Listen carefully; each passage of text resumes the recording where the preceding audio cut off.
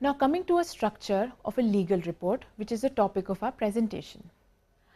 A sound legal report contains the following parts.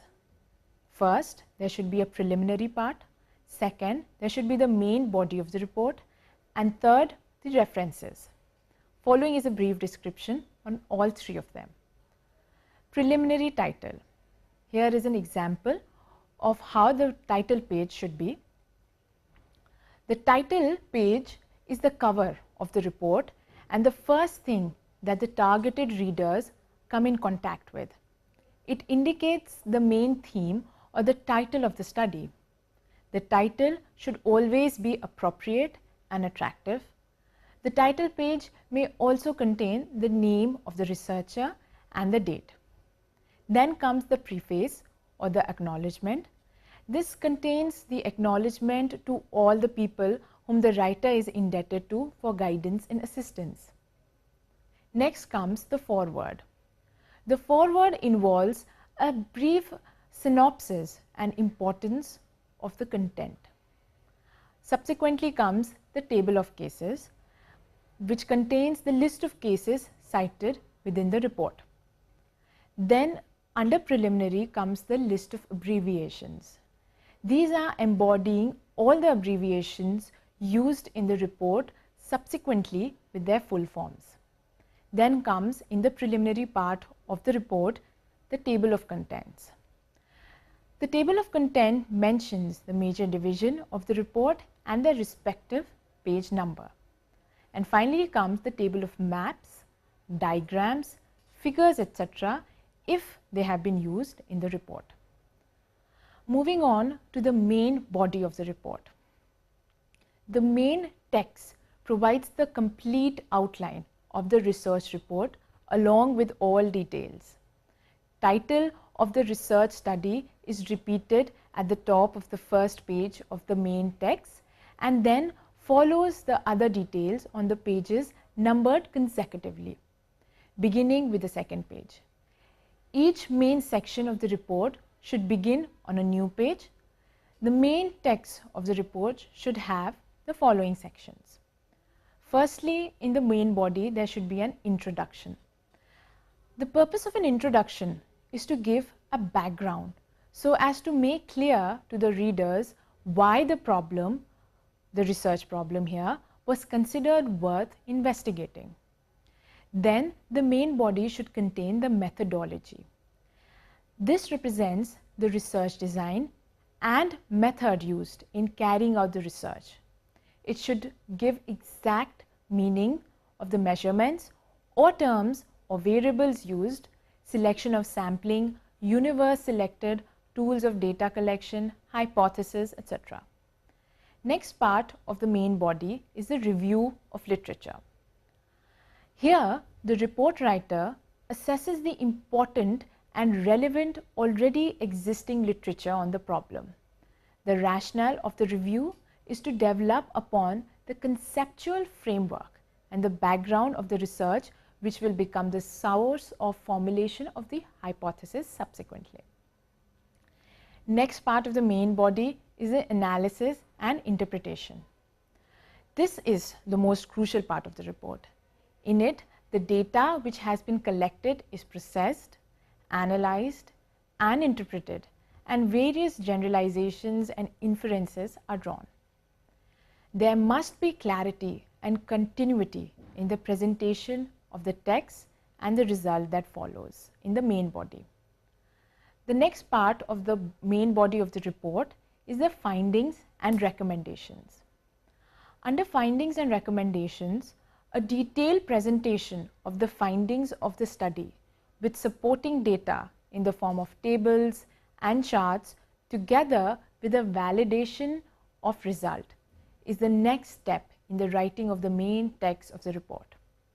This generally comprises the main body of the report extending over several chapters.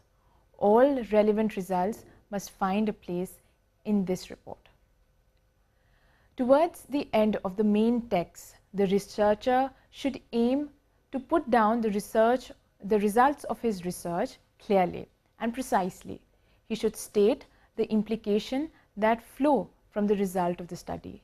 it should then state the recommendations. The next part of the main body of a legal research report is the conclusion or the summary.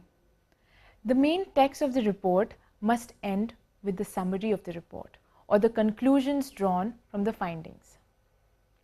The final part is the references.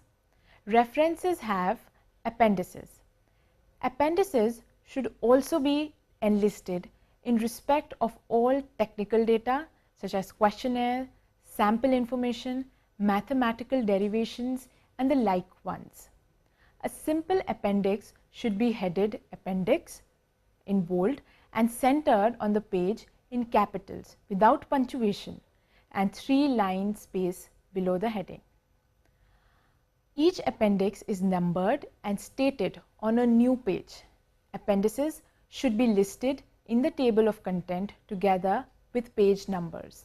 Appendices may be placed between the final chapter and the bibliography or immediately after bibliography.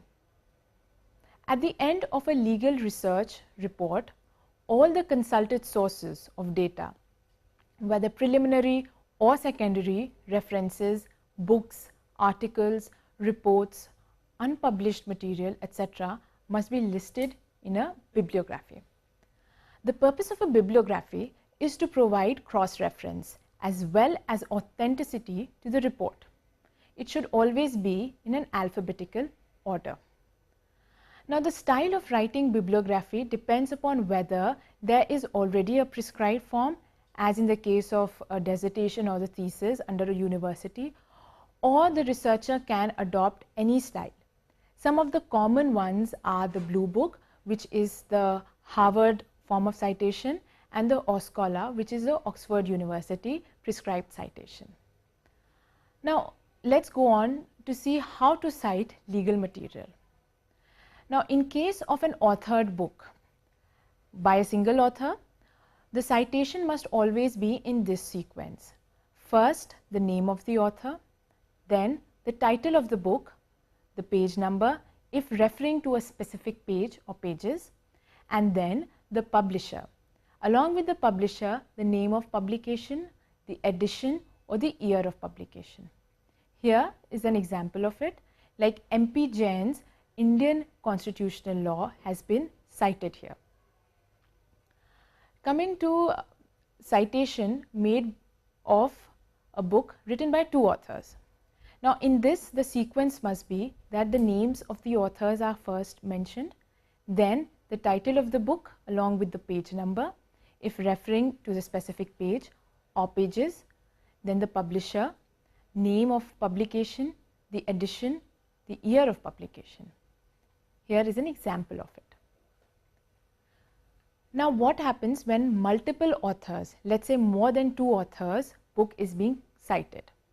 Under it, the use of term at all is used.